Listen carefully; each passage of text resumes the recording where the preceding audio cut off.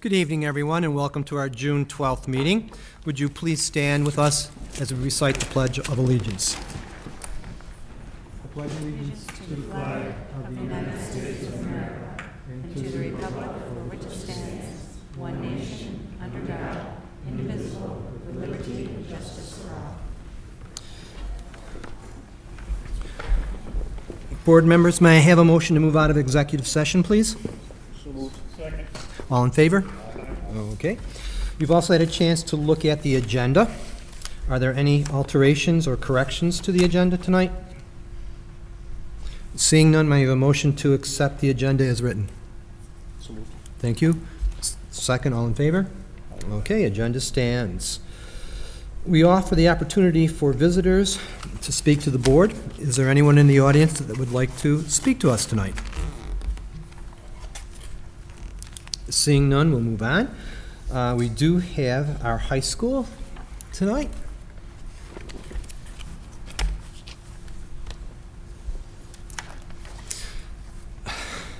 Good evening, board members. Hello, Mary. Wow, where does the time go? With the last day of classes tomorrow, students and teachers are wrapping up their last review sessions and getting ready for testing weeks.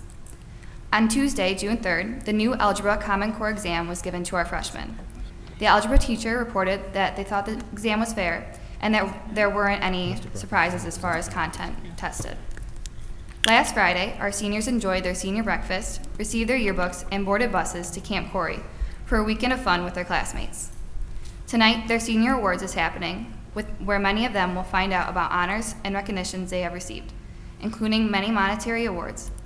Also, this week there has been 2 other award ceremonies. On Monday, we held our 8th annual athletic awards ceremony that honored 115 Titan athletes in the 2013-2014 sports season.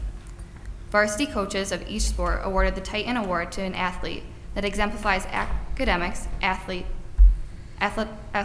citizenship, and someone who is going to make a difference with their life.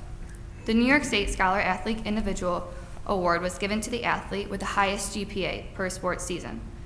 The Triple Crown Award is given to a senior athlete who has lettered in 3 varsity sports in their senior year.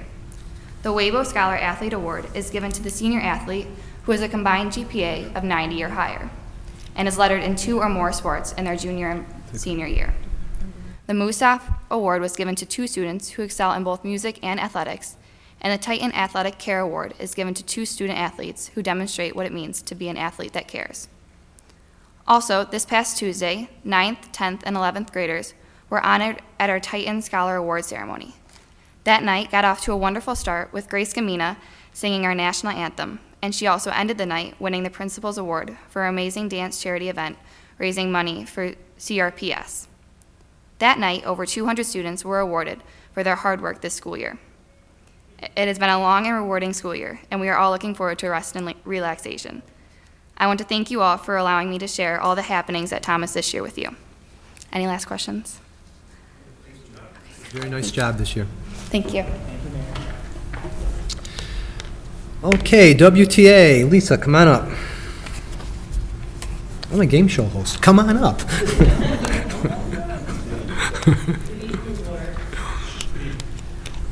Tonight, I'm going to highlight the secondary teachers that were nominated for Oak Tree, and I'm going to start with Sandy Herman, who's a guidance counselor at Willink Middle School. Sandy's unflagging dedication to students is evident throughout Willink. She continuously dedicates herself to initiatives centered on positive school climate and positive ways to impact students. Counseling middle school students can bring unique challenges as they navigate their way through awkward and confusing waters. Sandy effectively helps students maneuver through various types of events in their lives. Sandy coordinates with parents to set goals that will ensure student success. The long-lasting relationships Sandy has developed with many students has given them the feeling of support and that she is always there for them. Sue Lincoln, a consultant teacher at Thomas High School, Sue's an amazing colleague and professional. Her ability to engage and make connections with students is just one aspect of her many qualities. In the classroom, Sue constantly strives for her best, making her a role model for students to do their best. She challenges students while letting them know that she'll be there with them for every step of the way. They feel they can take risks, have the understanding that mistakes are part of learning. Believing all students can be successful, providing strategies and a multitude of ways of learning, students do succeed. Through patience and tolerance, Sue has found a way to develop a positive rapport with students and inspire them. Also, Kathy Morale, an art teacher at Schrader High School, was nominated. Kathy brings out qualities in students that they were not aware they had. Kathy has a student-directed learning environment where students openly and freely learn from each other. She's touched to see how the students appreciate the achievements of each other. They will provide constructive feedback to one another, ask questions from each other, and make suggestions. Students understand the importance of a good work ethic, the ability to try new things and make mistakes.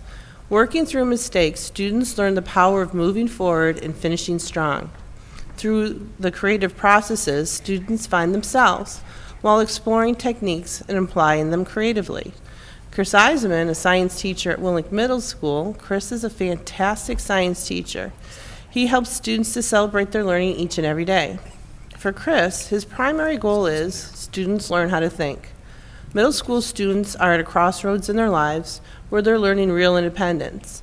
Parents know Mr. E cares for their middle schoolers, while in turn opens them up to learn. He greets all of his students each day at the door with a handshake and a welcome into his classroom. His classroom is different than any other. He doesn't call his tester quizzes, he calls them celebrations. He even plays the song Celebrate by Kool and the Gang to add atmosphere. And then last but not least, Carol Solages, Spanish teacher at Thomas High School. Carol teaches students through Spanish how to prepare for the real world. Using technology and innovative teaching techniques to make learning fun and engaging, she strives for each student to work on becoming the best version of themselves. Carol believes in exposing the students to real-world situations through field trips to bilingual schools in the city so that they can read to kids in Spanish. With her high energy, passion for teaching, and a love for students, she's been an inspiration to so many students because she understands not every student learns the same. She pushes students to strive for greatness. She connects with faculty equally as well as she does with students. Fostering a community within her school with all the contributions she makes is important to Carol. She has the ability to make every student feel good about themselves. That's it for this evening and for this year. Any questions? Thank you. Thank you, Lisa. Have a nice summer. I always enjoy that. So the question is, why is full-day kindergarten important? We've been told that it boosts children's cognitive learning, that it boosts creative problem solving, and that it boosts social competence. Our report tonight will answer that question. So Francine, are you going to introduce everyone?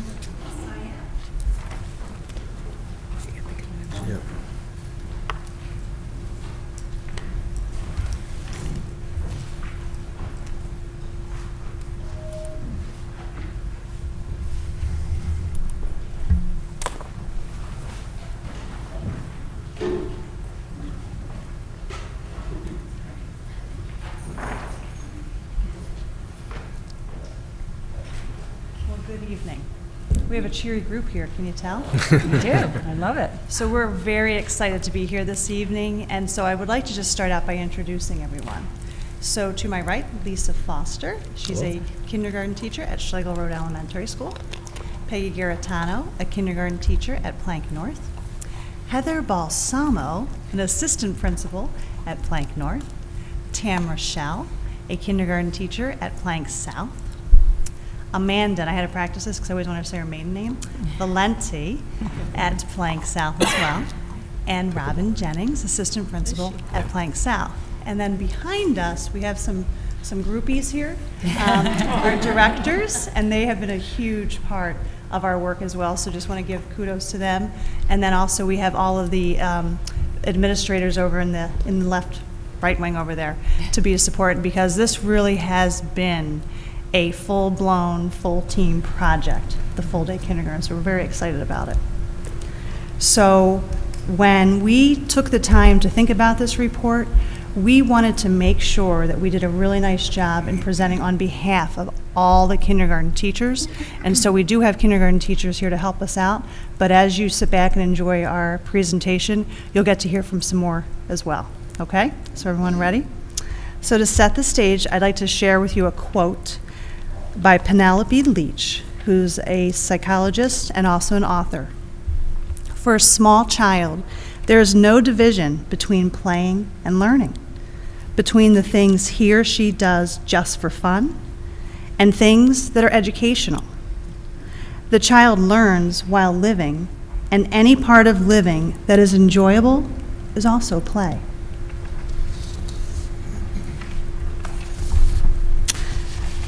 So this evening, our goal is to share with you the impact on our youngest learners. We addressed both Goal 1 and 2 from the board goals, and we will be highlighting information that shares really about the overall results of the program, which have been positive, extremely positive. We're going to give you a snapshot of June all the way through, actually, I should say that it is June. June, we did start last year, but then particularly going into September through this current June as well. We will be sharing with you ways the children were able to interact, explore, and engage in their learning. And naturally, because we are a school in New York, the connection to the standards and how we were able to address that. So it's quite exciting, the report that we have to share with you. So at this time, I would like to turn the mic over to Heather Balsamo, who's going to share some information about the community. Good evening. So we began our year open-minded. We looked at the year as a year of growth, not only for our children, but also for ourselves as well. We were learning alongside each other, teachers, administrators, support staff, related services, children and families together. This full day for 4-year-olds and 5-year-olds changed weekly, monthly, daily, moment to moment, responsive to student need. Building in music, movement, specials, ensuring that they were truly part of our school community. That was the lift that was in front of us. Not simply visit our school building for 2.5 hours a day. So implementing these new standards and learning together was our goal. So we began in June 2013 with lots of resources and research to ground us in our decision-making as we supported our students developmentally. We met for a week of professional learning and collaboration as the kickoff to the start of this, and bringing together experienced half-day kindergarten teachers, bless you, alongside newly hired, but newly to Webster, not necessarily inexperienced teachers, to be able to continue our sharing, questioning, and learning, and setting the stage for a highly effective professional learning community. Teachers engaged in sharing best practices during this week, grounded themselves in research, were receiving professional learning guided by our department leaders, as well as Handwriting Without Tears and some other resources that we pulled in.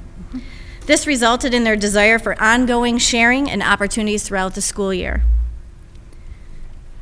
We did such things as planning the first week of school, which we were all a little nervous about, making sure that we had that broken up into developmentally appropriate segments and movement for the kids. Details such as lunch count that would be new for kindergarten that none of our teachers had yet experienced. And so that delicate balance between new to us Webster teachers and experienced teachers from half-day K was a great balance. And Robin's going to talk about how we moved into that kindergarten district-wide PLC. So first, I'd like to start off by saying it was very inspiring to be part of this kindergarten team. They are an amazing group of professionals. So each month we met for half a day. We rotated around the 7 buildings. The agendas and topics were generated by the teachers, addressing pressing needs in a timely manner. Teachers were engaged in professional conversations and helping each other work through any concerns or issues that might have arisen. The highlight of the meetings was being able to go into each other's classrooms and to see the learning environments that each of them had created for their children. We would see teachers with their iPhones taking pictures and going back to their classrooms to try to replicate what they had seen. They also had time to talk to each other and share what they were doing and why, and how that was helping their children. The PLC time provided wonderful support for our teachers, and this in turn has benefited our students in many ways, academically, socially, and emotionally. And Peggy will now share some of the impact on our students. First of all, coming from the half-day program for many years and going to full day, it was obvious to see the biggest impact on the students starting right off the bat that first week. We had more time for reading, more frequent lessons with differentiated reading groups, more independent reading, read to self. As you can see in the picture, a little boy sitting in the laundry basket. That was his spot when he wanted to read to himself. He found a comfortable spot. And reading to someone, that where the children would read to a teacher or they would read to a peer. More time for writing, practicing those writing skills from the lesson that we had just taught that previously was a hurry-up event became, let's absorb this, let's really work with it. Time for writing stories, responses to literature, letters to friends, letters to teachers down the hall, exploration at learning centers, talking and working with friends, just that interaction that they had with each other when they were learning activities that may be in a center area about a curriculum topic. Math practice, great math program that now we're using all these manipulatives and that children had time to play with them and interact with them, which is the goal of the math program to begin with. Choice time at stations, investigation stations, dramatic play stations, building blocks. We got those old wooden blocks back out again and watched them play with that. Students took ownership of their learning and they chose the variety of activities that they wanted to do. They decided what interested them and they were able to build their own personal knowledge through inquiry. And the conversations, just listening to the conversations that the students had with each other, or that I could now have with the students, and that teachers had with each other about these conversations was just the gift of time. And so the children really did understand that what they said was important to each other, but it was important to us as well. And now you're going to see a video. Here's some more teacher voices talking about the impact on our students. Thank you. The biggest impact on our students leaving kindergarten is knowing that they are truly readers, writers, And mathematicians. The time to really get to know them and learn their interests and to create learning opportunities to benefit the whole class. Coming from the half-day program last year to this full-day program, I felt that the time that we got from this full-day program allowed me to be a little bit more freer in my instruction and let them guide me a little bit more with their interests. And we also were able to create a lot of things together for the classroom. So they really owned what we were doing in the classroom, what we were learning, and I think that they benefited from that. And I think the time of a full-day program just allowed us time to let the kids talk, and that allowed us as teachers to get to know the kids better. It gave us opportunities to have discussions, progress further than they may have in the past.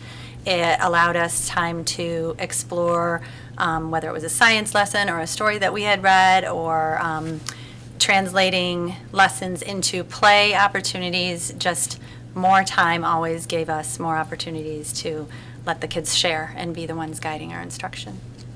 They were fully included in the school community. The biggest impact on my students this year was they had a chance to learn through play and have fun in kindergarten. I don't know if either of those are the biggest. I think the biggest is the whole, having a large building PLC to work with and have a team. That works. I like all of those ideas. Yeah, all of those ideas. Okay. All right. So as our conversations progressed throughout the year, the realization of needing a revised report card became very clear. Kindergarten teachers worked after school to develop a report card that was aligned with New York State standards. The goal was to create a report card that would articulate where a child was in comparison to the end of the year standard. And our focus in doing that was on including parent-friendly language, so that parents would be allowed to support their child's learning at home and be given the information they needed to do so. Our goal was to build strong relationships with families right from the start with these young learners. And in doing that, having two conferences allowed really for us to celebrate with the parents in the spring all the learning that their children had done from the fall up until at that point. And that we felt that they were really well timed in March so that we could show the growth, but also still had time to say, look where they've come, but look where they can still go, and provide parents with tools and strategies for doing that at home. As you can see from the results of some surveys that we checked in with parents about, the parents overwhelmingly felt informed with the important information that would allow them to support their children at home. And we know that parents always want to be involved, and sometimes they just need that knowledge to know what to focus on with their children.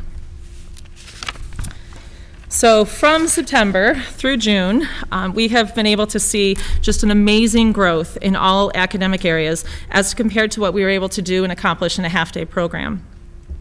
We were afforded the ability to dive deep into concepts and apply new skills in an appropriate time frame to promote mastery for these young learners. At this point, approximately 83% of all of our kindergarten students are reading at or above the end-of-year reading expectations, with many of them reading up to a full year or more beyond those end-of-year kindergarten expectations. We feel like we were able to build a community of learners. We got to know our students on a deeper level. They were able to connect with each other on a deeper level, and we feel that was due to spending all day together in that learning environment. We adjusted and made adaptations to our schedule as needed, as Heather said, sometime from minute to minute, just responding to the needs of the students, whether it was an academic need, social, emotional, or physical need. And at this point, Amanda is going to talk about where we are now and our progress moving forward. How's that Oh, sound? okay, great. Working these computers, multitasking, so I apologize. So you don't see a lot of math worksheets coming home. That's why I wanted to show what we're doing. We're doing a lot more games and hands-on type things. So how many cubes do we have in this row? 10. Yeah, you knew that already, didn't you? Go ahead and put them back into a row for me. Okay.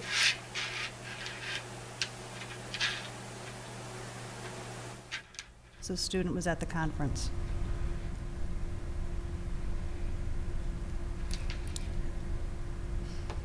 Do you remember what kind of line this is? It goes side to side. It's a horizontal line.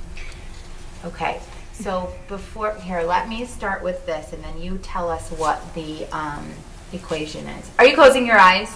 You want to be surprised? Ready? Can you tell us the equation? 1 plus 9 is 10. Equals 10. Good. Now, can you show me what 3 plus 7? 3 plus 7, still 10. That's right. Can you show me 9 plus 1?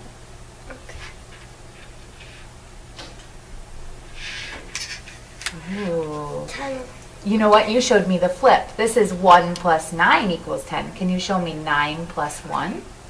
So 9 on this side, 1 on this side. Oh, there you go. Good. What about 10 plus 0? 10 plus 0 is 10. That's right. Good job, Claire. Thank you. Good evening. Not only have our kindergarten students been ferocious learners, but we have as well this year. Together as a district PLC, we have problem solved, we've planned, we've celebrated together, and the largest project and probably the most meaningful was revising the report card that Tamara had mentioned. Our time together was definitely valued, but we had to balance being outside of our classrooms as well and being, learning as an educator. Another challenge we worked through together was the class size at some buildings. We did have to come together and problem solve through that, and we did the best that we could. Some schools pulled from paraprofessionals to help. Some schools pulled from PTSA members, and we did the best that we could. A future challenge that we see will be having appropriate resources for the higher readers in our classrooms, and also accommodating those very capable learners that are coming up through 1st and 2nd grade. With this first year almost behind us, we are very excited for a new year because now we do know what to expect. And now Lisa will be talking about what we're most proud of this year.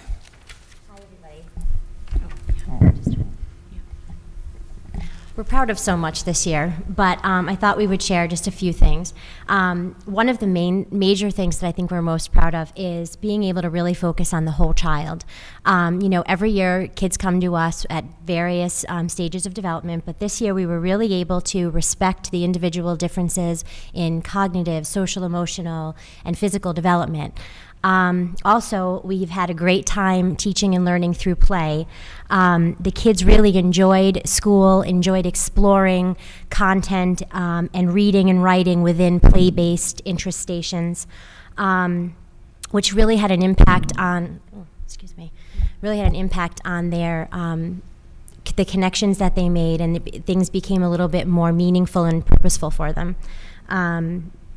And actually, I have an example of a play-based station that I thought we would share with you, just to give you a kind of sense of the types of things that the kids are engaging in during interest stations. So during the year, we use a sensory table, put a variety of materials in, change it up every so often. And this spring, we had dirt with bulbs and roots and plants, and also dumped in some worms, big night crawler things, and the kids just flocked to the table, stuck their hands in there, playing with worms. The one rule was we're not allowed to use the shovels near the worms because the trowels would cut them in half.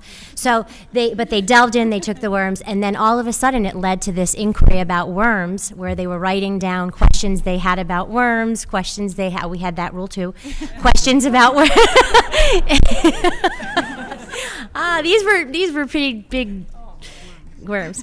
So they were writing about them, asking questions, reading about them. It was a great way to incorporate play into our learning standards. So, and now some of our colleagues are videotaped telling you what they're proud of. The area that we've discussed about that we are most proud of is the fact that our students are more confident as they enter first grade. They have truly, in full day K, become a part of the whole school community. Now they attend all of the assemblies and are able to go on field trips and just be a part of the class, of the whole school. They enjoy the lunchroom and being a part of special activities, as well as like the special area subjects like gym and art and and library. K is now just part of the whole school. They're not just the kids who only come for part of the day.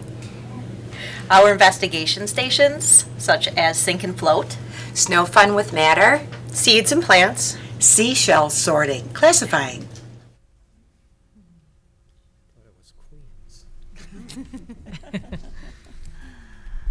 So hopefully you have the sense of the well-oiled machine the Kindergarten PLC has become. This has been so exciting for all of us to witness, and we really look to them for continuing the leadership of the PLC because it's that district perspective, and our goal is to give all students in Webster a very similar experience, K through 12.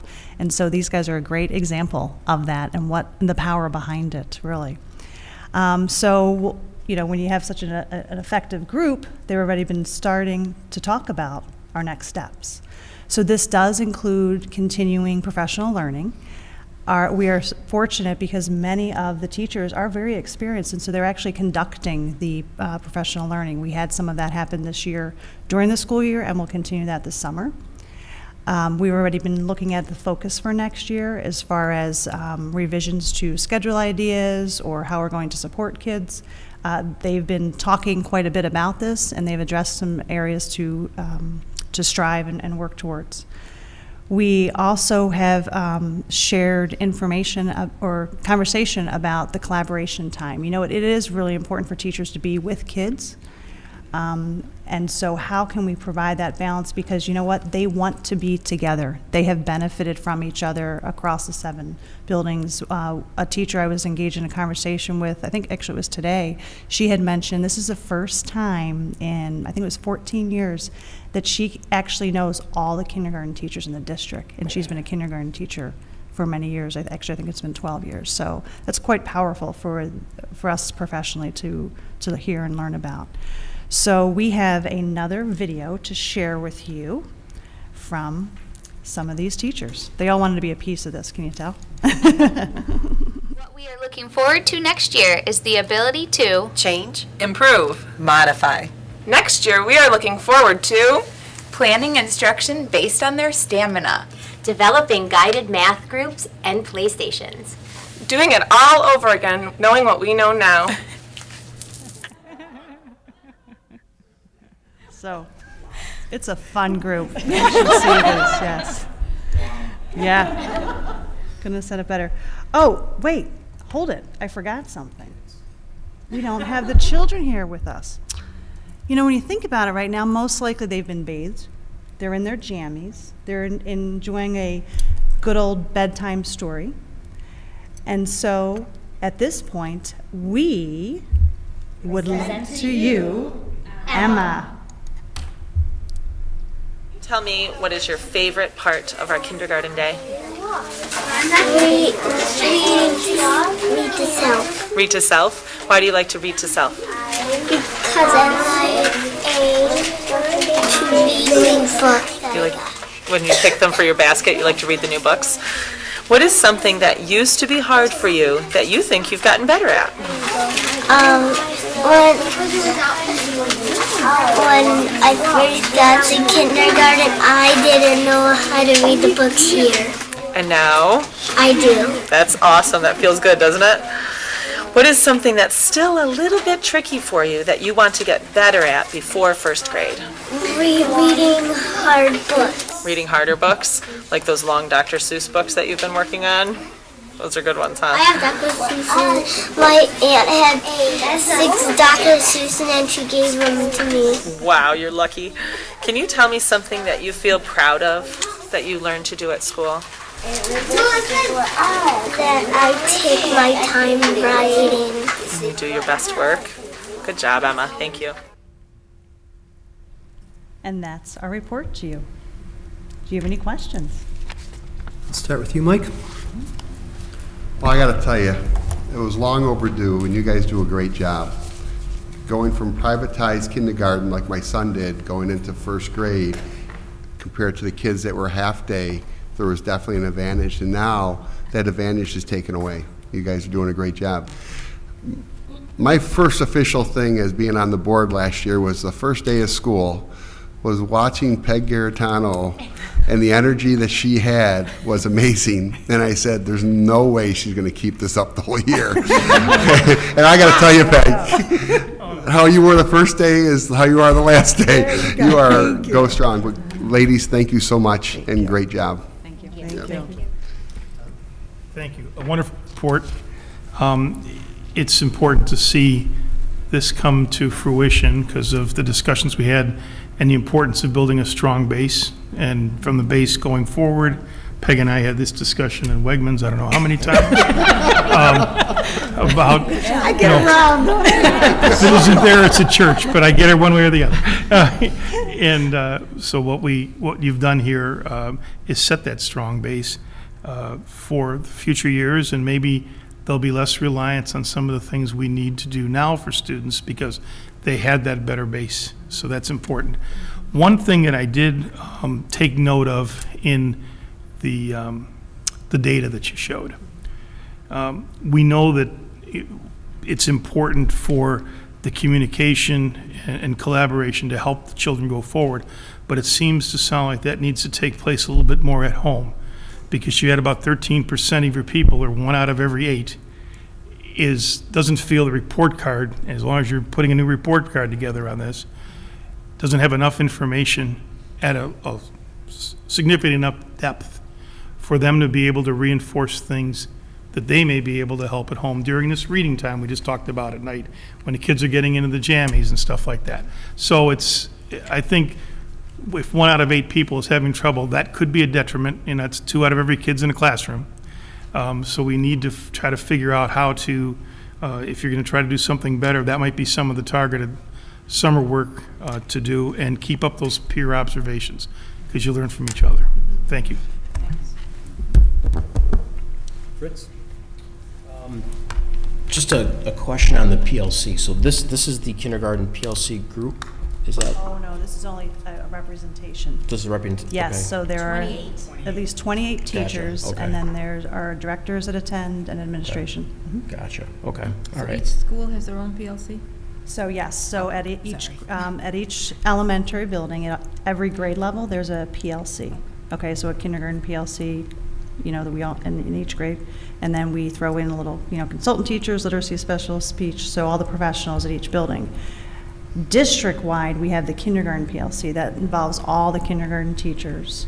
And then we do have the directors that come and support the work. So because of the full-day implementation, we planned for this because we knew we were going to need time to talk and get together and adjust and revise. And so, and I guess even with the ultimate goal in mind that we wanted a similar program across the 7 buildings. And we were able to provide that. Similar resources, similar conversations, and learning from each other. So that the PLC at a district perspective would be about probably 34 members, for each of the grade levels. Okay. Yes. All right, well, I'm a past half-day kindergarten parent and now a current full-day kindergarten parent. And it was a great experience for us at home. So it sounded like there was a lot of flexibility, a lot of adjustment, a lot of freedom. And I want to thank you for all your work this year. Thank you. Thank you. Sue? Yeah, I just had a couple questions. Class sizes next year, how do they look compared to this year? Do we know? Not bad. Not A little bad. bit But, better, maybe? So Sue, what we've been doing, because it was a very pleasant surprise to have so many kids show up. Jim may not agree, when all those numbers kept popping. But what we did, we started as an administrative team back in January through Jim's leadership to look at enrollment, and we've been actually reporting every Friday. Because we're trying to encourage people to register at the buildings now, so that there's more of that personal connection. And so even with that projecting, as building administrative teams, you never know what may happen in the summer. So going back to previous years and forecasting, so I think we took a date of some early April and looked to see how many kids last year registered from April until really September 1st, because that's what happens. And so I feel as confident as I possibly can that we're in a good spot for next year as far as our numbers, but we're doing it with caution. Yeah. There are a few buildings that there's we thought they were giving out cookies on kindergarten registration day, to be honest, because so many people registered quickly. And so just, addressing that and making sure that we're able to support those families is our goal. Good. Yes. Good. One other question about the report card. Is that more standards-based than report cards have been in the past, or are they soft skill? Like what kinds of things are on there? Just to give me a couple examples. Yep, so they're connected to the standards. So the kindergarten teachers, they were like, what are we going to do with this report card? Our old report card, it didn't relate in any shape or form. So the teachers really, it was amazing. I actually, each time we met with different groups and stuff, I publicly said, this is the best committee I've ever been on, because I really got to sit back and do my own work. Because the teachers led it. I mean, they went into the standards. They were looking at the I can statements they were already familiar with. They had worked in June back in 2013, when we first started, and just went with those and decided, what makes the most sense. Because the goal was for that kindergarten report card to be a communication tool for parents. So parents would be able to say, all right, my child in January is here. We know they want to get here, in June. Do I understand what this statement is, and am I able to support from home? If I'm able, to be able to do that. So it really, the feedback from parents, informal feedback conversations in all 7 elementary buildings really was this report card made sense. You actually gave me something. Because a lot of times it's a score, and maybe a sentence or two about something that they're studying, but not specific to their child. So parents felt good about the communication with that report card. Or the terms were abstract. Mhm. And as kindergarten teachers, we kind of broke it down into more detailed things that might be more specific, so that parents knew exactly what skills needed to be addressed instead of keeping sort of the broad category being graded. Can one of you guys give an example of one of them, maybe? The board did receive a copy of the kindergarten report card in their district benchmark packet that they received a couple weeks ago. So if you want to reference that packet that was delivered with the hard copies from the district benchmarks. There was a copy of the kindergarten, because that is the one that's completed. And we're in process with the, And first so and you second asked- grade and first through third. And Yep. 3rd through 5th. First, You second, asked third, about and soft skills. Yeah. More so, and so I just wanted to address that very quickly. We did incorporate our care attributes into our report card, and you're going to see that as you see each of the report cards as we go through each iteration. Each grade, right. The other important piece, I think, with the report card is that after collecting the parent feedback through the survey, after our teachers were grading and had a common matrix for which to do so, so that all 7 buildings, the teachers were on the same page for what it meant and how to grade. We now have had a second iteration, which we will be finishing on one of our teacher work days coming up. And so with everyone's feedback, that will be the next phase for that report card. So it is taking another revision for us to get to a point where we feel confident in it. So it's a living document, and that's important, I think, to everyone. Absolutely. That we continue to live with it and continue to revise it as we see needs from parents, as we see needs from students or our teachers. And the impact is 1st through 5th now are very interested in it, so there's a lot of work being Yes. done, which I know Adele's I'm watching. has shared, yeah. So it's exciting. They're a great team. Thank you very much. Thank you. You brought back a real nice memory when you were mentioning something about time to talk to your students. Miss Mauer had all 3 of my boys. I don't know if anybody remembers Miss Mauer. I had Miss Mauer. Oh, you had? I had Miss Mauer for Sunday school. I had Miss Castle. But she would always say to us, at least my wife and I, that if you just believe half of what happens in my classroom, I'll believe just half of what happens at home. So I'm thinking, you got time to talk, you've got to be hearing some great stories. Yeah, it was interesting. One of the things that we heard last year was the fear that there would be not enough time for play and recess, and I was very encouraged to see how that has been incorporated into learning. So I hope people's fears have been alleviated on that. Play is important, and through play, you learn a lot of these tools, and I think we saw that tonight. Adele, did you? Yeah, I just did want to comment. When you said this statistic, I really did not have it in my mind before. 83% of the students are on track to be on grade level. And I'm remembering one of the major drivers in this work was being very concerned about the lower percentage of kindergarten students on track for reading by the end of kindergarten, because we knew the standards required the full day. And remember, the board and I had this conversation over probably 4 or 5 years, and we were looking at the data, and we would see it not meet standard in kindergarten, have to try to come up by 3rd grade, maybe we were making it, but really it's putting a lot of pressure on 1st grade students, a lot of pressure on 2nd grade students. So 83% was a startling statistic. It's a gift. That's awesome. I mean, that is just going to put us in a much different place than we've ever been. So that was after you said that, I was hardly hearing anything else. I'm thinking 83%. That's amazing. So, yeah. Crickets. Oh, there you go.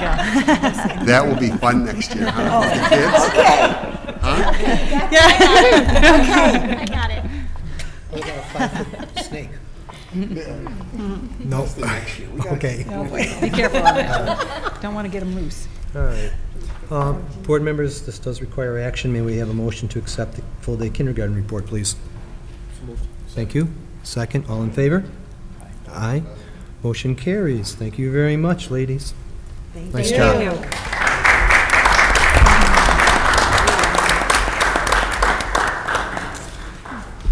All right. I don't know if I'm going to be stealing Bill's thunder, but Project Lead the Way dates back to 1986, when a high school teacher by the name of Richard Blass began offering pre-engineering and digital electronic courses to his upstate New York students. And then in 1997, Mr. Blass received some support from a charitable leadership foundation, which helped establish the actual Project Lead the Way in high school. And he developed this engineering program, and he broadened it to 12 different schools in upstate New York. And today, Project Lead the Way is the nation's leading provider of STEM programs. There's more than 5,000 schools in 50 states that offer Project Lead the Way courses to their students. And just for your information, RIT serves as New York State's national affiliate for Project Lead the Way. So with that being said, I hope that was a pretty good introduction for you, Bill. I use you to help answer questions later. Yes, so Bill and I are going to co-present this, and I will do the beginning sort of overview, and then Bill's going to get into the specifics of the program. So this is about our Webster engineering pathway. And so we wanted to start sort of with the broad pathway concept and then drill down into the specifics of Project Lead the Way. So just to take you back in time, this work in technology has been part of our strategic planning process, which has been ongoing for many years. I was trying to remember, was it 2009 or 2010 we did the first survey. I think it was at least, it was 2010. So we've been doing this now for several years, involving in strategic planning, and there was a technology task force in the first group, and then as the strategic plan continued, we last spring wanted to bring in a facilitator to do focus groups with our community. So we brought in a facilitator.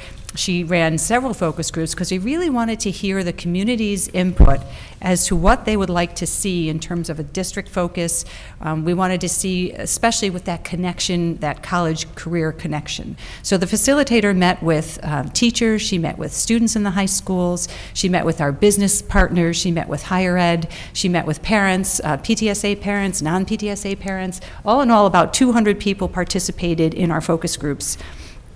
And one of the specific recommendations from the groups was to assess and strengthen the district's career and technical programs. That was pretty unanimous. It was a trend that we heard throughout all of that feedback. Specifically, to utilize our career in tech as part of the district's strategy and connect it in a more relevant way to career, college, and community ready. So as the board was entertaining its goals for the 2013-14, we were looking at the feedback. We were, again, reviewing the results of the strategic planning survey. And we knew that we had done good work with advanced placement. So advanced placement has a direct tie to college readiness. And then the board, I remember the discussion, wanted to add that element of career in tech. So we've done good work with advanced placement. That's a direct tie to college readiness. Let's see if we can strengthen our career technical education so we can have a direct tie to careers and college. So really, career pathways is that common thread that weaves between advanced placement and career technical education. So here is the Board of Education's goal. It is from your academic goal, it's goal number 1, and we just took out some of the preamble. District efforts to ensure student achievement of career, college, and community readiness will be framed by the Common Core Learning Standards as evidenced by a balanced approach to, and here's your evidence bullet, making a commitment to career and technical opportunities, recognizing the value of all paths towards career, college, and community readiness. So with this board set in July, then it became my focus to deliver on this goal. So over the summer, I did some research and was able to connect with some experts in the field. There is a group, we retained a grant from the International Center for Leadership in Education, which is a national group, and they have a New York Successful Practices Network. So being able to connect with them, to have them understand what we were trying to do, and then to be able to fund through a grant process experts coming in and taking a look at our program. And what they did was they audited our program. They looked at national, regional labor trends. They looked at the 16 career clusters nationally. They looked at priority employment areas in the Finger Lakes, the current labor market trends, and definitely what was fastest growing in our region. So for the first time, we had these people that this is their expertise, really look at national statistics for employment, look at our local economy, look at what was fastest growing, look at where the jobs are.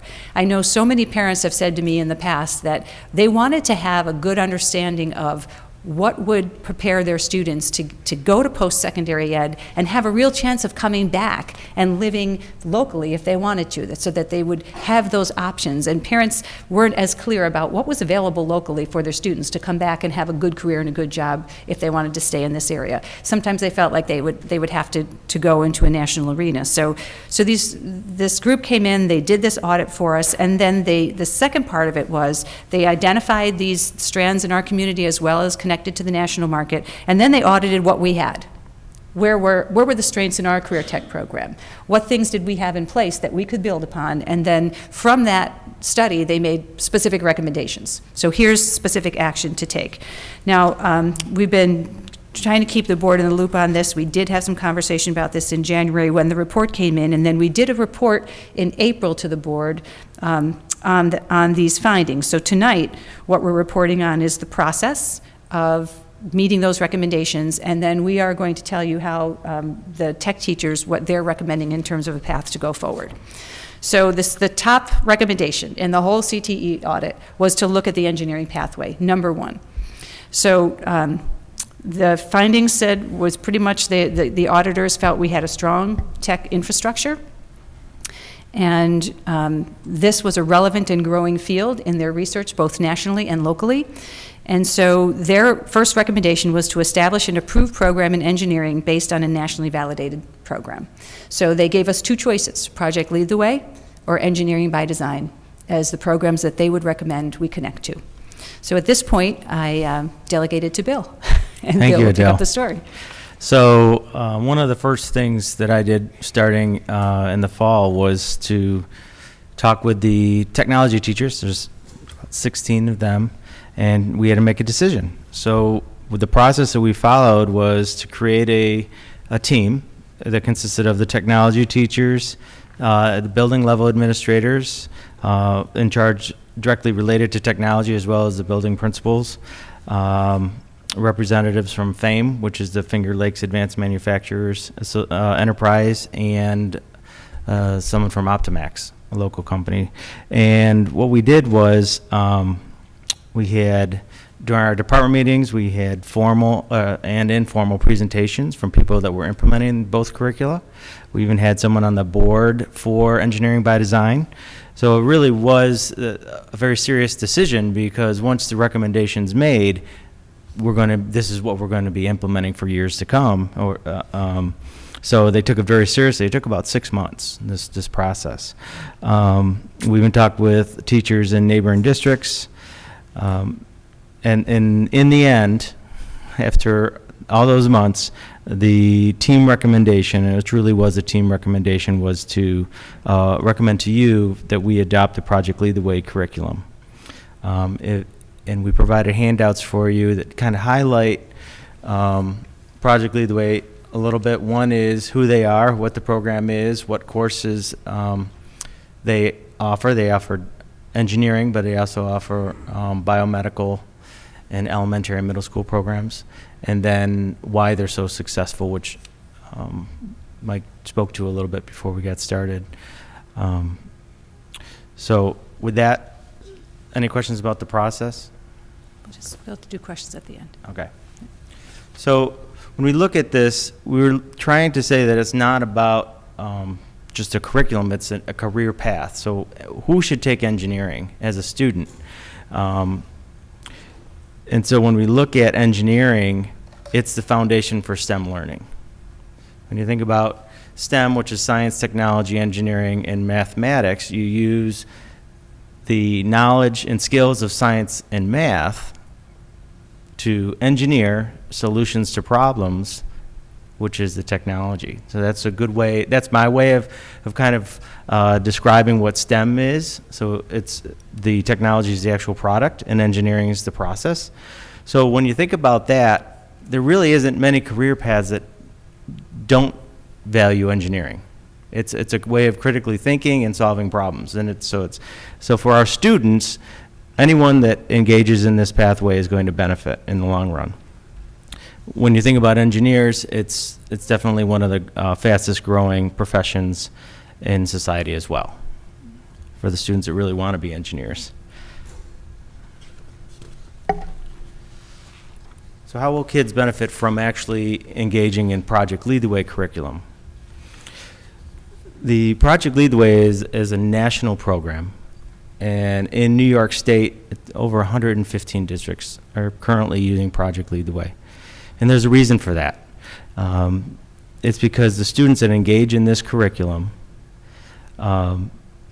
prepares them for a wide variety of careers and they're more prepared for post-secondary studies. They've done independent research around this, and students that take 2 to 3 Project Lead the Way courses when they go to college are being more successful. And there's actually colleges out there that are on your application to the college asking if you have taken Project Lead the Way courses and giving students that have preference.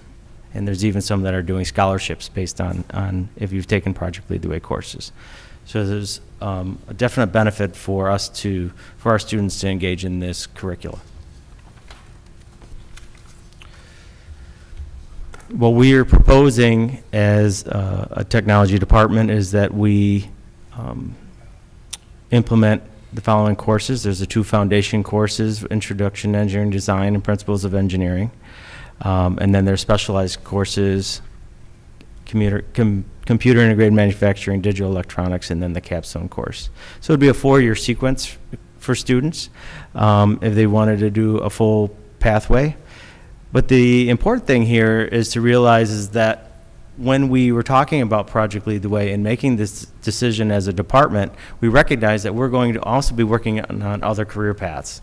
Advanced manufacturing is one that's in the CTE report. We're going to be looking at communication or automotive with MCC. So if you're a student and you take Introduction to Engineering Design and then Principles of Engineering, you could go on to take Computer Integrated Manufacturing towards an advanced manufacturing degree at a college. You could take digital electronics, which will help you in your automotive classes. So these courses, while they are an engineering pathway, also feed into other paths that we're going to be developing in the future, and I'll be coming back to you and sharing with you. Mm-hmm. Okay?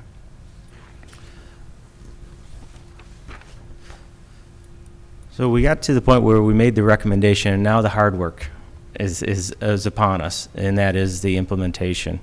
And one thing that we recognize is very important is that we have a strong leadership team to guide this implementation. And that would be from the superintendent and the board for us to develop and create a partnership team. So it would be an actual team of higher ed, local business, teachers, and administrators whose sole focus is to inform the implementation of the engineering pathway. And so that is our next step, is to invite those people to come to the table and to have that process start.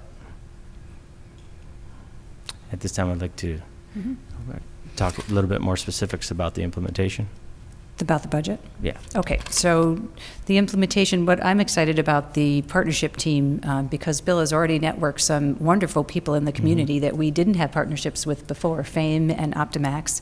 And one of the things that we learned was that you want to have those people talking with your teachers early on, because they said one of the mistakes that districts sometimes make when they're trying to build career and technical programs is they try to build them from their own work-based knowledge as a teacher, and they don't talk enough to industry. And then they have to customize later things in their program to meet industry expectations. They said, get industry at the table with you and have them talk immediately. And I know, Ann, you and I sort of sat in that chamber focus group, and we heard the business people have a lot to say about what they wanted from our high school students. So if, you know, the notion that Bill is trying to create here, which I'm so supportive of, is get industry right now in the conversation, in the year of planning before we're not looking to implement this to 15, 16. So get them at the table now, have them talk with the teachers now, and design your program with their input, which is a different way of working. And I think it was very wise. And we learned this technique from the Successful Practices Network when we went and met with other schools that were building career pathways. So what is a budget for Project Lead the Way? There are different cost drivers to implement this program. The first is professional learning. And we will start to train, we're thinking, next year in January. So we have a district professional learning budget, and we would have to appropriate those funds to begin some training of our teachers, and RIT is the recognized trainer in the region. So there's professional learning cost. There are computers. We have to retrofit some labs, some tech rooms for this, and our computers were on schedule to be upgraded, which was a good thing, through our district replacement cycle. So that's just the cost for replacement cycle will replace the computers that need to be retrofit for the Project Lead the Way lab. There are some new equipment purchases, and you've heard these names of equipment before from other people, and you know that these have been requested by our tech department for years. A 3D printer, you've heard this, a laser cutter.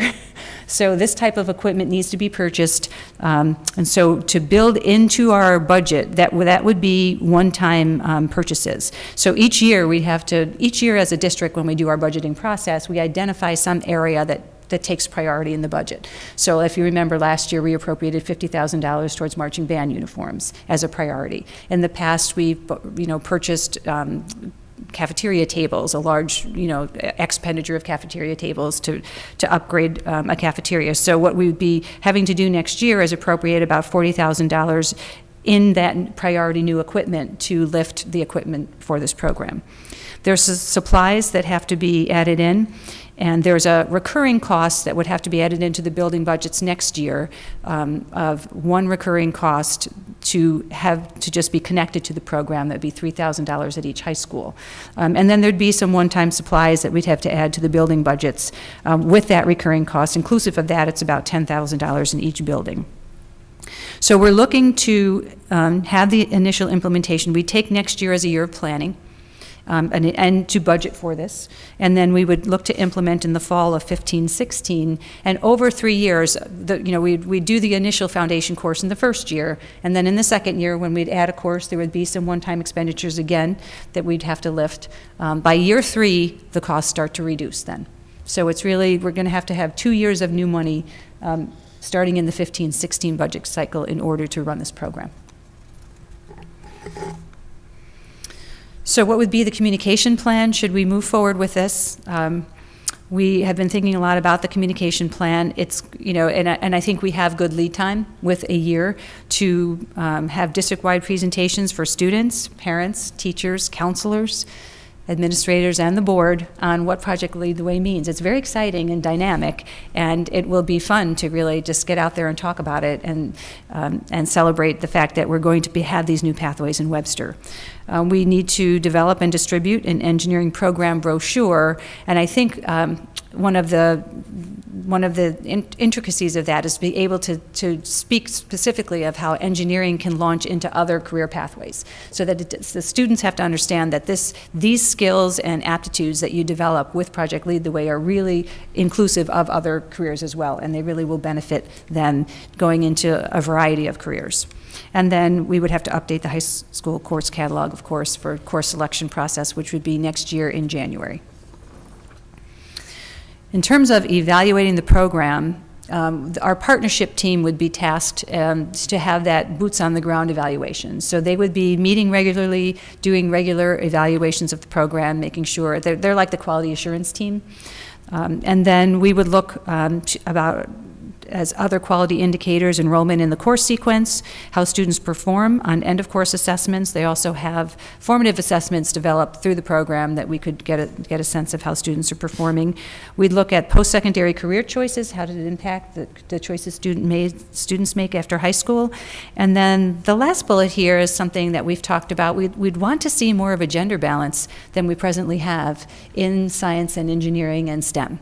As Bill said, engineering is that core of STEM sciences, and we want to see a greater gender balance in these courses.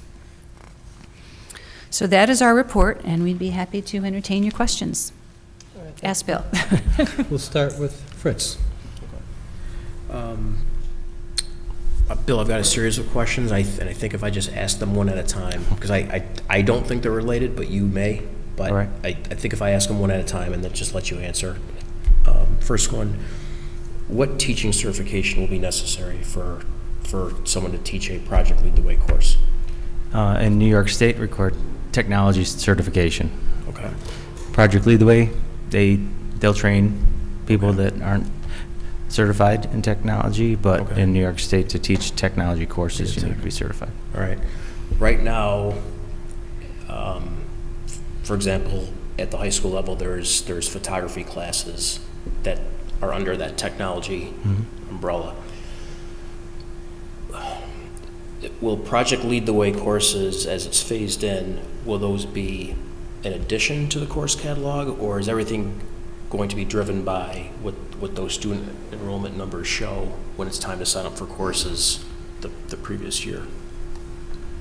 I want to make sure I had your question straight. So when we implement the Project Lead the Way courses, how is that going to impact the other technology courses that we currently offer? Right now, we're looking at implementing 3 foundational, because we developed a budget. We had to be thoughtful around that and say, the freshman course, Intro to Engineering Design, and we offer 3 sections at each high school. That's what we're projecting to fund. And then 2 sections of Principles of Engineering, the Project Lead the Way Engineering second course, and then a section of each of the junior, senior level courses. That's kind of what we've projected right now. And so what we're thinking is if students, it's student choice, but if they're going to take a Project Lead the Way course, then they wouldn't be registering for another elective. So that it'll probably balance. It just would be reduced in another area. Yeah. Okay.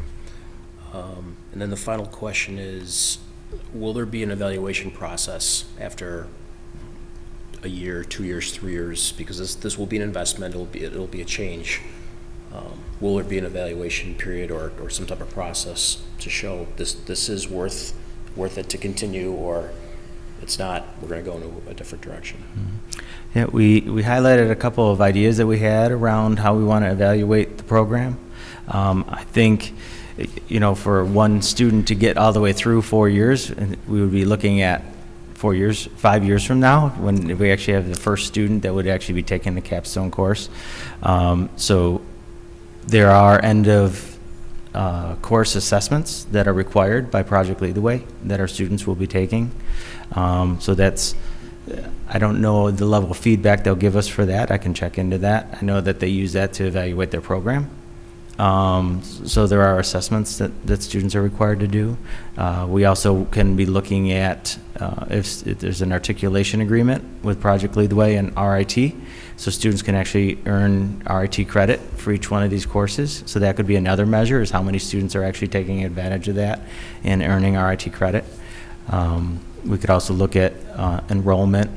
Like when we talk about the gender, we want to see more girls in there. We could be monitoring that and seeing how many students we're bringing into technology that might not have taken it in the past. So those are a couple of ideas. Yep, absolutely. Thank you. Thank you. Ann, questions? Yes, thank you, Bill.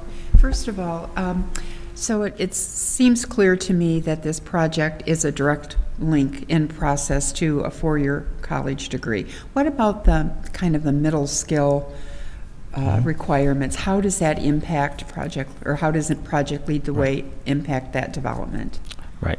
So if you look at the courses, and like it's the Intro to Engineering Design, that course will service a student who goes into a technical field, a middle skills career path.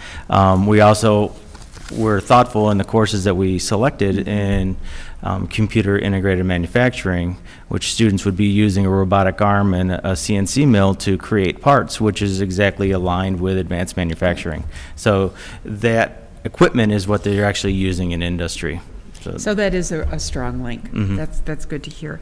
Also, do you have a thought at this point in time on how World of Work might play a role, since they do provide opportunities for shadowing or internships or co-op experiences? Have you thought about how they might be involved? I think that as we're developing our partnership team, that might be a great person to invite the representatives to at least meet with our partnership team to talk about that and how we can reinforce one another in providing those opportunities for our students. Because that benefits both. It benefits those opportunities for the kids as well as expands your expertise. And then the final thing is just, as you think about your communication plan and so forth, I'd encourage you to maybe consider approaching the Chamber of Commerce's business meeting. They have a monthly breakfast before business meeting, and I would think that would be a good place to share that information. You might actually get chamber members to step up as mentors or whatever, and then it's also another good way to get the message out, to the wider community. There's roughly 100 business people at those meetings. So, and I'd certainly be happy to talk to you about that later, but I think that would serve both of those purposes, so. I'd be happy to do that. Thank you.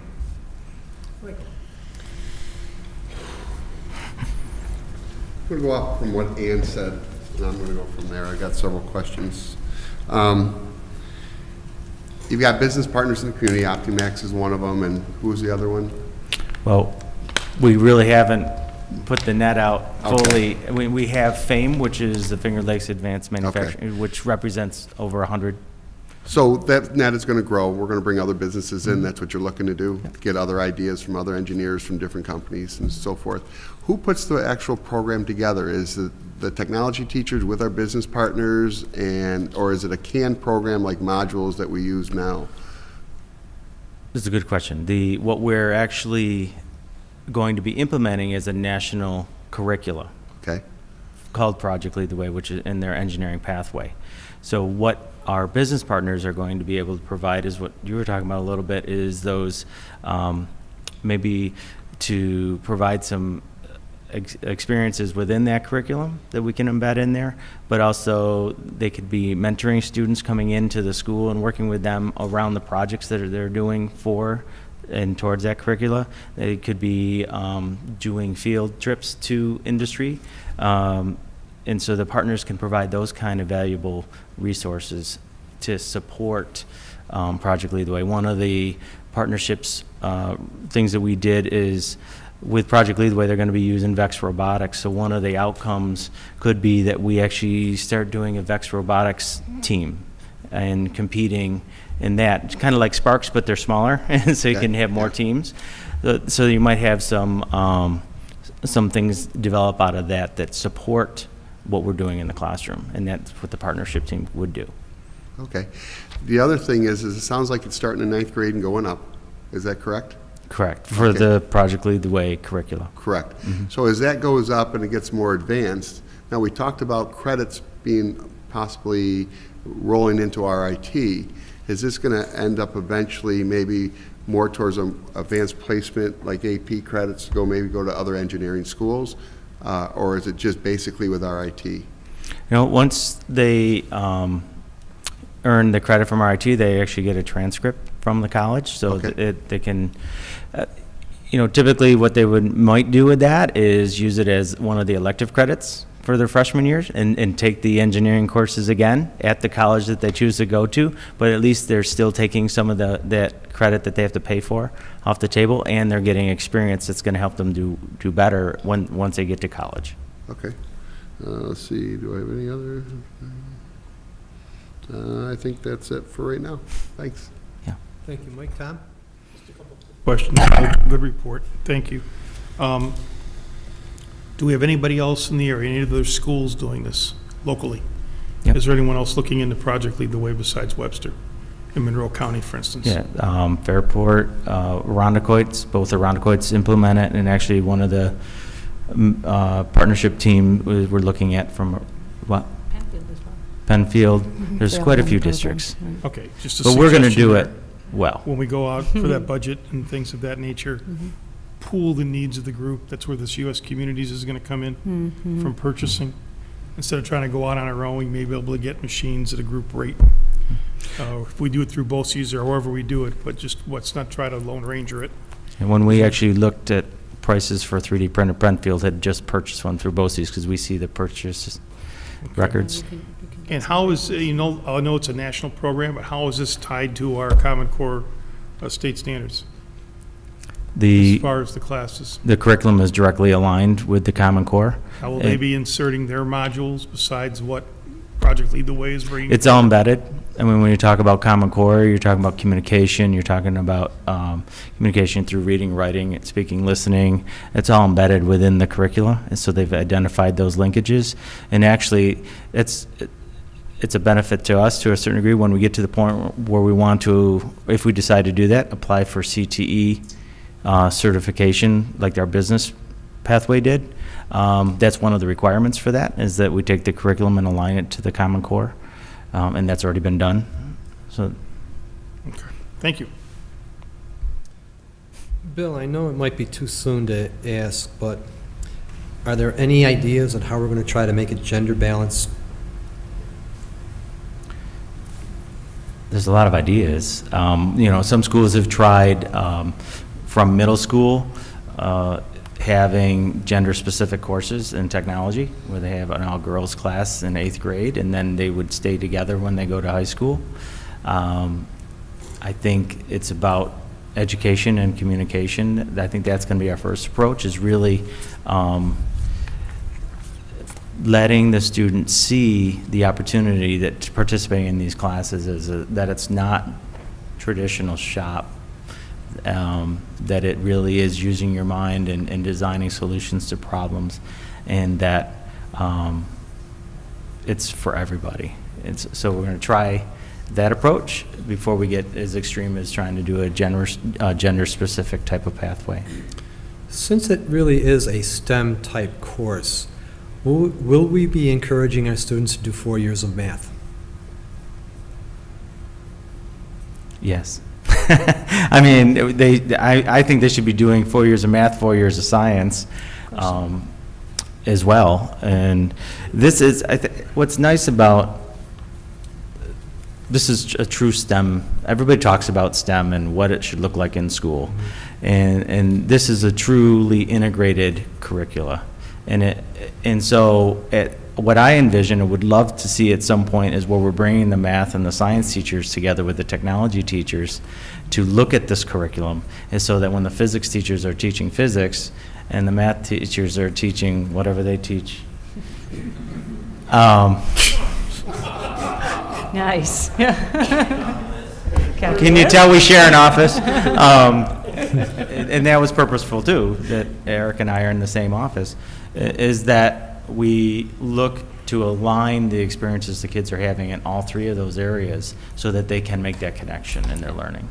And so in 2015, when we offered the first foundation course, Introduction to Engineering, it's probably designed for a freshman course. Will sophomores and juniors be allowed to take it? Do we know that yet, or that hasn't been decided?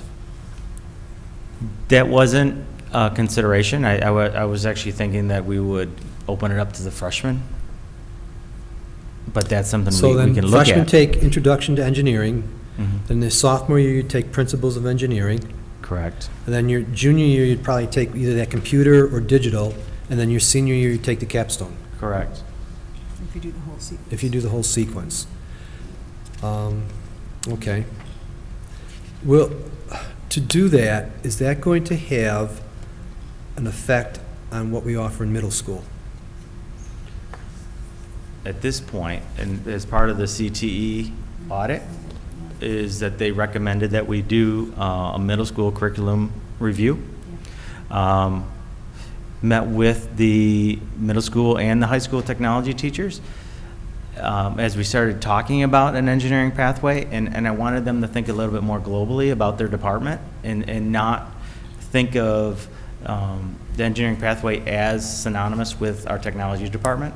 So what are our goals for the students for high school technology, and what are our goals for the middle school students? And we actually spent 2 department meetings talking about what our belief statements are and our goals just for middle and high school technology. So now we can take that information and align it to what we teach at the middle school. And one of the things that we value at the middle school, because every 8th grader takes it, is that, and we looked at research around technology education, and there's some good research out there that we cited, and I can share that with you if you'd like, is that students need to know the history of technology. They need to know positive, negative influences of technology, and they need to know how to use technology. So one of the things is we want students to still use their hands and interact with materials in the middle school program. We want them to be challenged with problems and to solve those problems using a variety of media, but also be exposed to computer design. But they need to balance that. So we don't we're trying to look at the middle school program really thoughtfully, but maybe not make that just an engineering feeder program. We want it to expose students to what technology education really is. I was just wondering if in, let's say, 2017, you come to us and say, we're going to do, I think their middle school program is called Gateways. Mm-hmm. And, you know, suddenly then we have another additional expense. And quite honestly, I'm not sure a middle school kid knows that they want to be an engineer yet. Right. Well, we embed engineering practices within all 3 modules we do at middle school right now. And what we're also looking at doing is having the high school teachers come to the middle school, because it's nice having every 8th grader take technology, because we can set up very deliberate exposure for them to Project Lead the Way in the middle school and about what that is, and do some real good education at that point.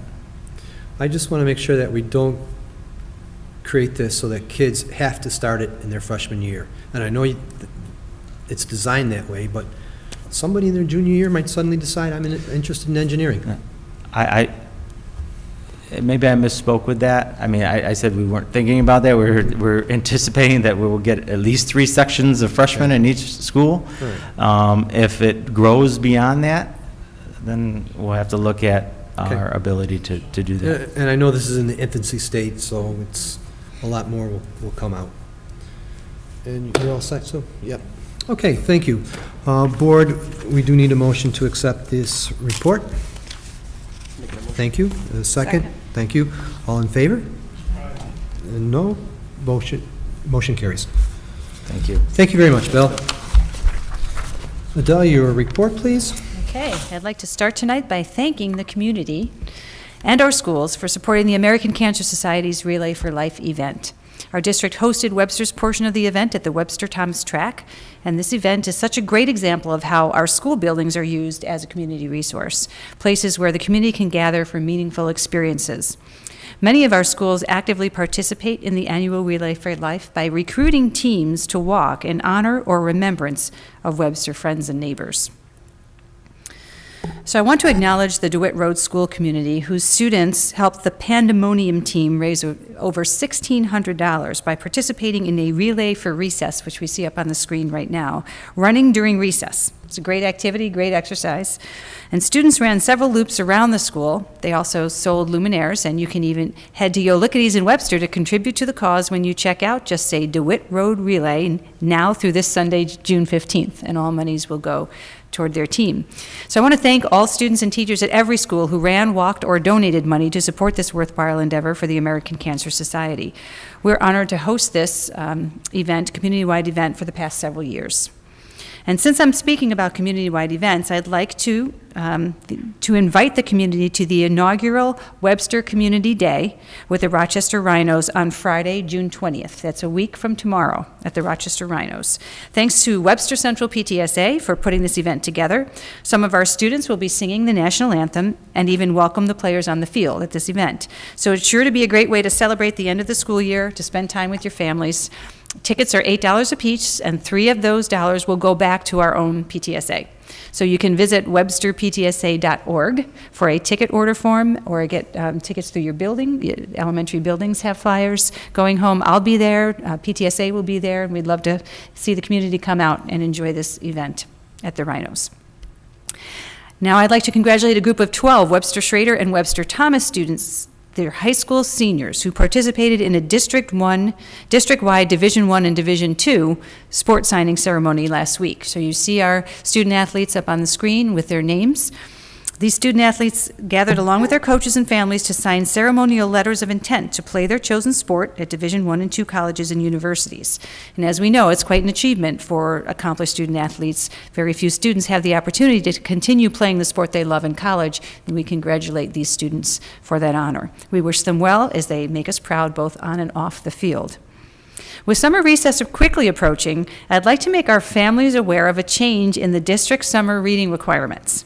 So while the expectation that students will read 2 books over the summer stays the same this summer, the type of books and text students may select has changed to reflect our desire to continue to keep our program relevant and meaningful for students. So because our students have interests covered by magazines, newspaper, and other texts, students may use these type of texts to count toward their summer reading requirements.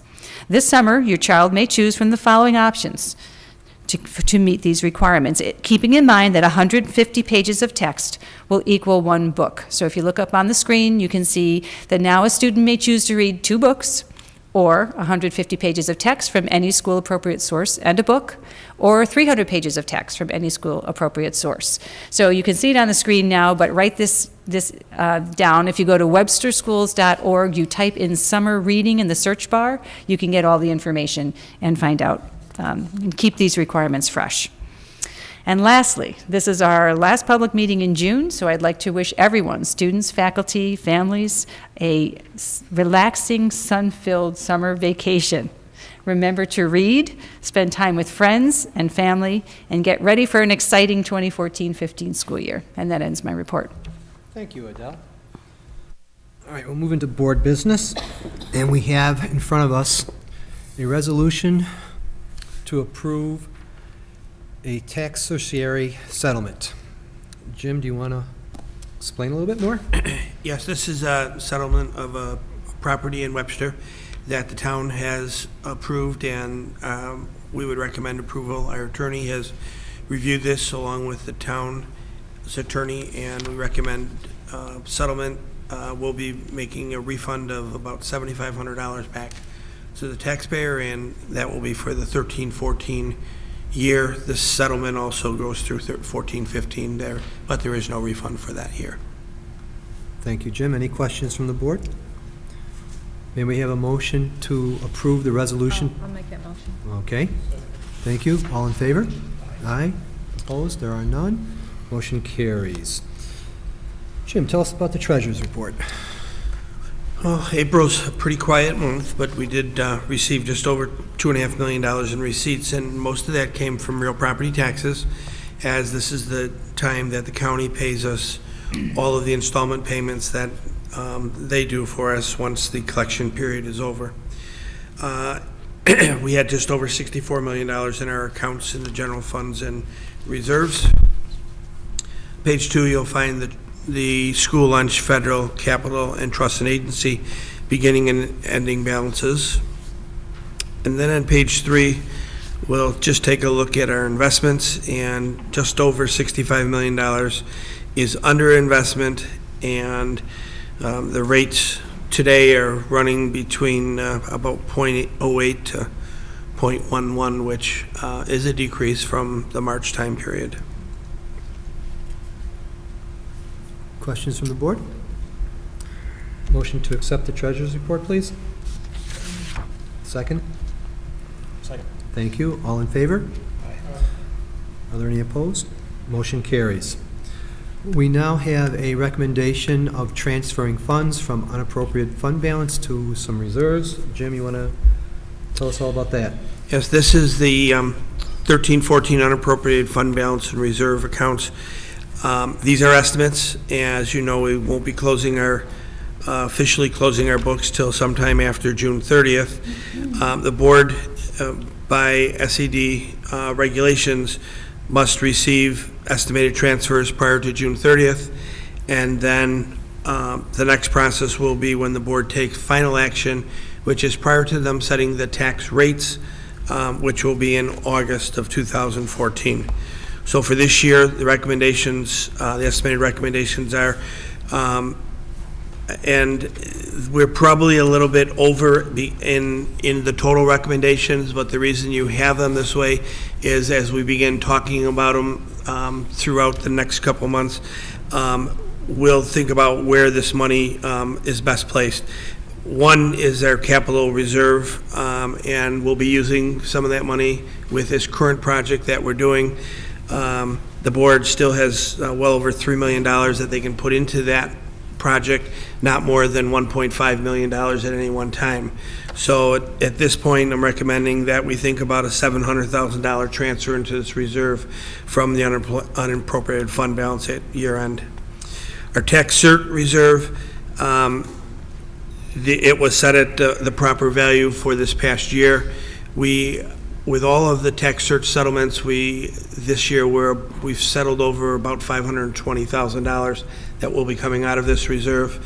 We'll take a look at what is out there for next year, and I'm recommending right now that we think about up to about $300,000, depending on our tax liabilities. And once we are able to get all of those in line, we'll decide whether that should be the best place to move money. The next reserve is the liability reserve, and that reserve hasn't been used in the last several years. It was used for our student accident policy over the last few years, which is about $40,000 to $50,000.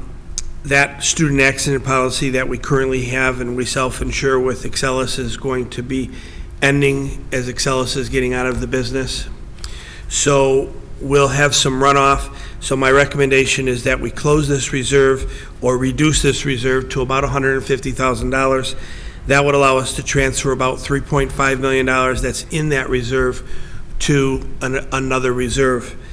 And that reserve would be number 5, the retirement contributions reserve, which is the reserve that we use the most over the past several years, and that's to cover our employee retirement costs. I'll finish up on that one, and that for this current year, when you approve these, we'll be taking $2.6 million out of that reserve, which is in our budget and shows as a revenue. I'm also estimating that up to about $1 million could go into that reserve depending on our final appropriated fund balance at year end, as well as the $3.5 million. And that will set us up for being able to use that reserve over the next 4 years in accordance with the reserve allocations that we've seen during budget time. And then just popping back to number 4 is the unemployment reserve, and that reserve was approved and has a revenue in the current revenues of about $140,000, and that will be used up to the expense that we need. So these are the estimates for reserves that we'd ask the board to approve tonight, and then we'll come back in August and approve the final ones. Questions at all from the board? Sure. Yeah. Because Excelis is getting out of that business, where would that type of funding be, how would student accidents be compensated in the future then? The $150,000 that is going to remain in that account will probably set us up a couple of years. Okay. We'll be looking at a couple different options. One, going out to find another carrier who might do the administration for us, because it's a very limited program right now. The second way is going out and finding someone who will insure the policy in total. And I would recommend that in future years, that whatever that cost is gets budgeted in the budget versus coming from the reserves in the future. So that's why that recommendation is there. Other questions? Yes.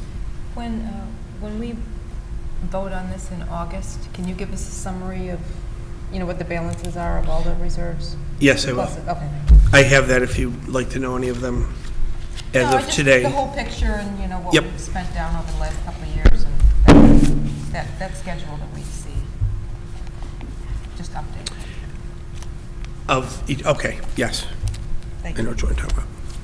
We had them all ready for you. Of course you do. May we have a motion to approve the recommended transfers of funds, please? Thank you. A second? Second. Thank you. All in favor?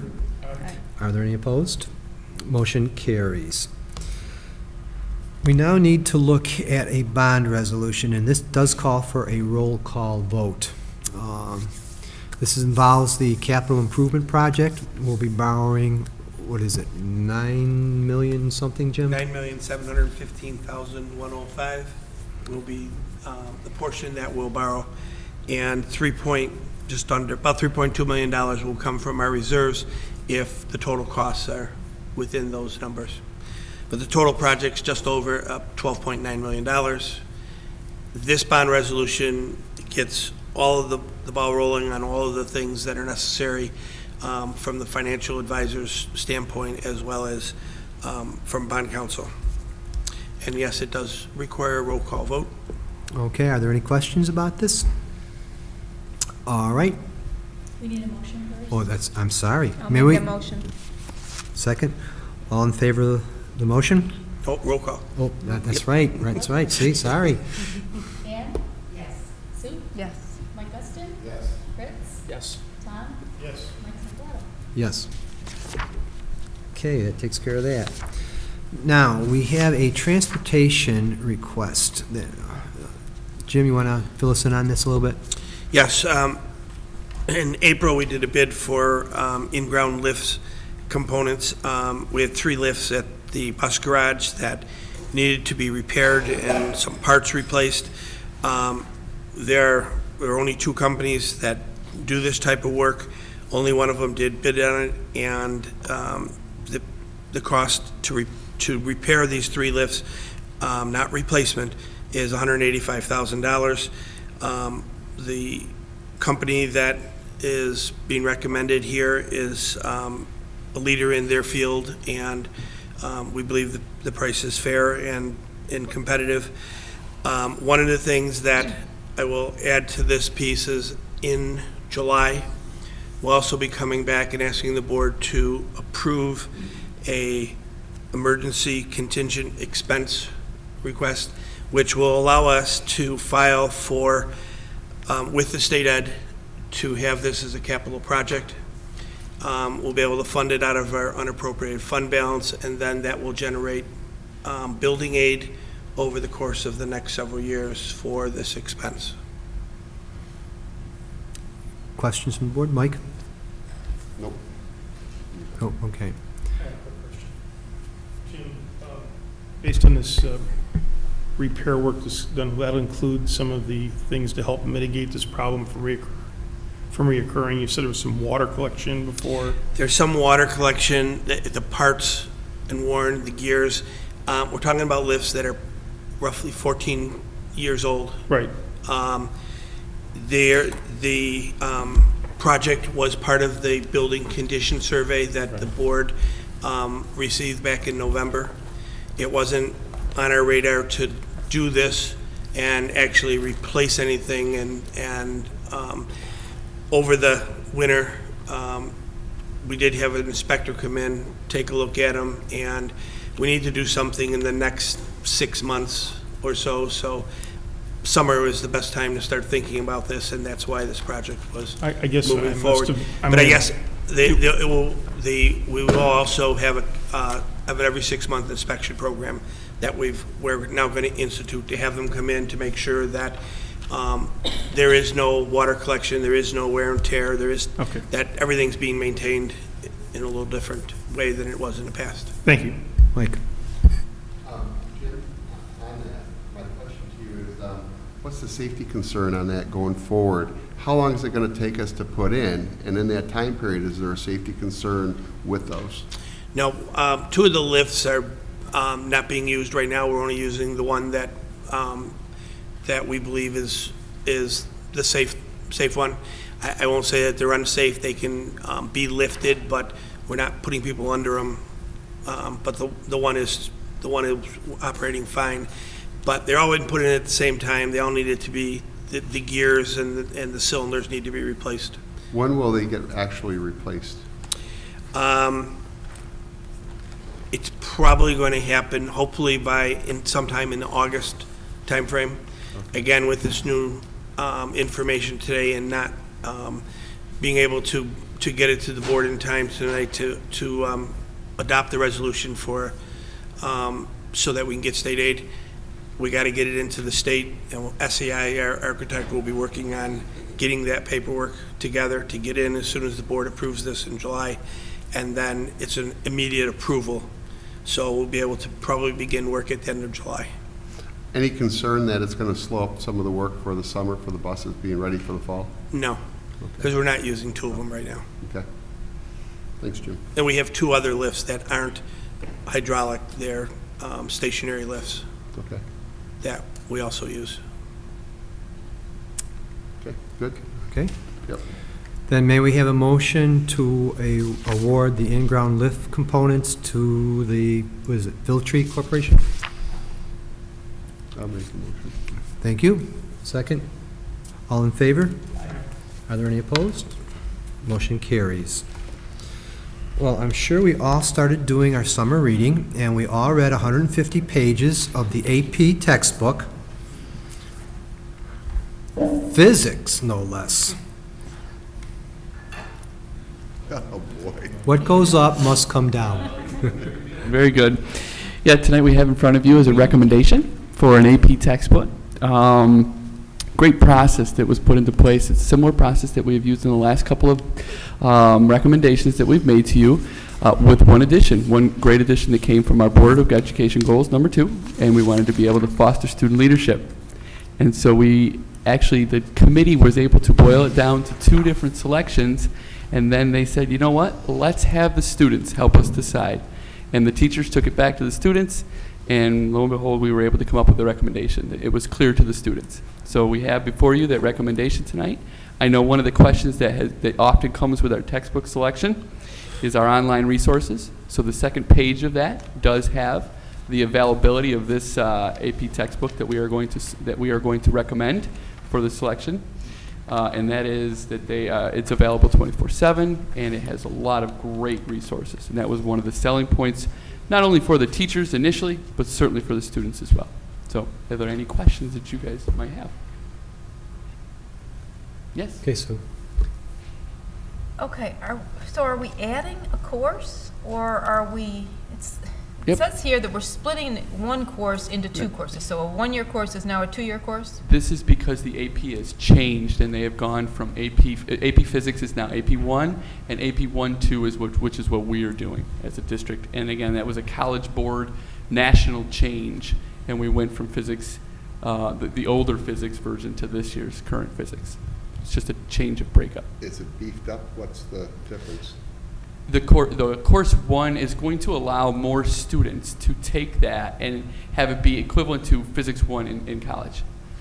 Okay. And the Physics 1-2 would be equivalent to Physics, the second level of physics in college. So what did we have before? I remember B and BC. B, yeah. Yeah, exactly. What was that? We've been messing with It was Physics A, B. Yep. And then was we had Physics C, and there is still Physics C. It's like Calc BC, CD. Right, okay. Yeah, and then Okay. Calc, and then Computer Science has their own different letterings and whatnot. So is yep. AP Physics 1 a prerequisite to AP Physics 2? Yes. Or Yeah, no? the Physics 1-2 is a course. It's a 1-2 is a Some course. kids will take 1-2 together, and some kids will just take the Physics 1, which isn't as much material. But in 1 year? Yes. Or 2 yes. years? No. Physics 1 in 1 year, or Physics Physics 1-2 in 1 year. year. And then a lot of the kids that take Physics 1-2 will be some of those kids that will take Physics C. Gotcha. If that is something I that, like Mike understand that. started the report out with, And if they'll this also is be something taking that Lead they the really Way. like, they really like. What's that, Kim? So the book works for both of the That's correct. Just the 2, not the C. Correct. Good question and good answer. Okay, got it. Any other questions? That's a lot of books. That's a lot of kids that you're hoping to take it. Yeah. Have it they already is. signed up? Yep. This is good. based on enrollment. Yep. Excellent. Now, do they still have to Exciting. take the physics regents?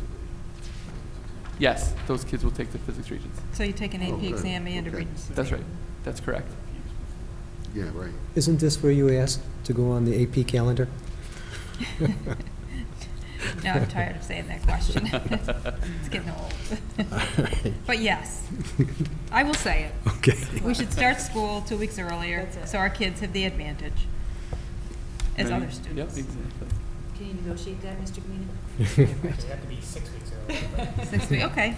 No, 3 weeks. Are there any other questions? No, but I mean, most schools start in August, middle of August, so they get they get 3 weeks. Just take that vacation out and. But our students are that much better. Can you negotiate that, Mr. Green? Any other questions on the AP Physics book? Okay. May we have a motion, please? Thank you. Second? Thank you. All in favor of it? Aye. Any opposition? Motion carries. Carmen, you want to tell us about the contract ratification, please? So you have in your packet the new contract that was ratified last weekend by CCMA, our Buildings and Grounds team. And this contract is very similar to the two contracts that you approved last meeting for secretaries and also for food service. It's a 3-year contract, 2.5% each year. We have increased the vesting from 10 years to 20 years for new members, and we've also asked for increased contribution, employee contribution for new members. 3-year contract. We are recommending you approve. Any questions? Then may we have a there's a question. You said increase, I'm assuming that's healthcare. That's what you're Correct. referencing, so. Yes, thank you. Yes. Mike, it looks like you have a question. Well, I did. I'm just looking at some of the numbers here that are crossed out and new numbers next to it. So the new numbers are what we're going to? Correct. From what we had before? Correct. Okay. All right. I'm good with it. Got it? Yep. May I have a motion for ratification, please? So moved. Thank you. A second? Second. Thank you. All in favor? Are there any opposed? Motion carries. Okay, we'll move on to our school liaison reports, and I'm sure it's all end-of-year activities. Ann? No. Clem North closed their year on this current Monday, and they just did a great job. Look forward to working with them again next year. Mike? Oh, nothing? So looking at, we had our last meeting last month there, and it was pretty good. Okay. A little dessert. Looking forward to summer. Oh, tomorrow is move-up day for us. Plank Plank North, yep. So we're looking forward to that. So that's it. Tom? State Road last week had a celebration for its volunteers. It was well attended. Thank you, Tom. Yep. Fritz? DeWitt Road had a outstanding 4th and 5th grade spring concert last night, and tomorrow is Field Day and Flag Day, and the last PTSA meeting of the year is this coming Monday, the 16th, at 6:30 in the library. Thank you. Sue? Students are looking forward to Flag Day and a school picnic tomorrow, which is Friday the 13th. Oh. And they're also looking, and the 5th graders are looking forward to Moving Up Day on June 20th. Okay, I do want to report that we had a very nice dinner. Actually, it wasn't a dinner, but it was a gathering for our 20-year service and people who were retiring. And it was just a very nice gathering. And we wish those that are retiring the best of luck. And those that have served 20 years, we wish them another great 20 years to come. Monroe County School Board Association. No report. Well, Sue, thank you very much, Sue. I have been asked to chair the Information Exchange Committee, and I didn't know how to say no to Mark, so. I told him you wouldn't know how to say no. I will be running that. That's good. Yeah, Tom will tell us about NISBA. You have plans for him, right? Oh, boy. Nothing on NISBA? NISBA? We held our board meeting last week, preparing some activity for the fall.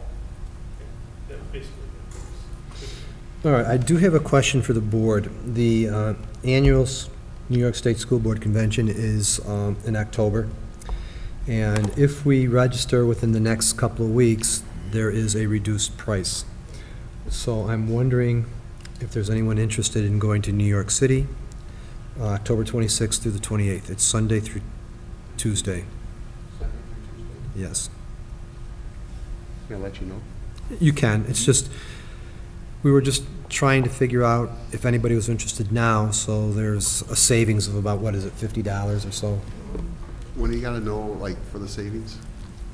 By June 30th. By June 30th, okay. I'm interested. Somebody else wants to go. Tom is going I on, go. That's scary. hey, they're not having WrestleMania there, though. We won't have Adele. Adele, you gonna I'll go? be there. Oh, you're gonna be there? You never know. There's always somebody to wrestle. There's always something. Although Right, but there's talk about, if I remember you correctly, you'd like to go to the Middle States. Yes, right. So maybe we don't go, As send in everybody force, and, right. so that's something to consider, Split the expenditure between a couple of operations. you know? I can't commit at this time. All right. We'll now move on to our standing committees. Jim, have we decided on an audit date yet? The notes went out, I gotta put them together. Okay. Anything on policies done for the year? Yep. Fritz, any final words on budget advisory? Again, it was a great process, and I would encourage anyone that's interested in learning more about how school budgets work to stay tuned for information on when those meetings start for the 14-15 school year. Thank you. I want to make one suggestion. Sure. With Fritz on that. I'd like to see it a little bit sooner, start it a little sooner, so, you know what, it's not so close, it's, I mean, more information, I'd like to see it start a little sooner, that's all. Okay, it's noted. Sue, anything on strategic plan? Yes, we had our last planned meeting on June 4th. We have charged 3 subgroups for the summer. They're going to be doing some work over the summer, and then we'll be reconvening in the fall. And we're thinking of, well, I'm thinking, I didn't run it by anyone else yet, August 7th, that we would give a full report to the board as to our status. Does that sound like a good idea? Sure. Sure. Okay. I say so. She says so. So let it be said. Okay. Tom or Sue, any report from SEPTA? No, nothing's really happened. But I was just wondering if do we know how much money was made at the golf tournament? Does anybody? We don't know yet. Okay. I got it. Mike played well with women's clubs. And left-handed. All right, board members, we have a chance now to look at our consent agenda, which consists of the minutes and personnel actions and the recommendations on the Committee on Special Education and the Committee on Preschool Special Education and the confidential staff and the trash bid and the co-op bid for music. So we're looking for a motion to accept the consent agenda. Thank you. Do we have a second? Second. Thank you. All in favor of the consent agenda? There are no no's. Motion carries. Our next regular meeting is actually our reorganizational meeting, which is July 8th. And other than that, again, I will echo Adele's words. Everyone have a very great end of the year and a great summer. And with that, graduation too, June 29th. Everybody's going, right? Except for Tom. I won't be there either. All right, so we'll email, work out who's, Yeah, we need is there a parking pass? we'll probably only get one. Oh, we always do. Yeah. It's at RIT. Yeah, you'll enjoy it. Do they have a gown big enough for him? Nice. Okay, thank you and good night. Okay, come on. Motion to adjourn. Motion to adjourn. So moved. All in favor? Good night, everyone. Thank you and good night. Turn on the cameras before it gets bad. Big enough for him.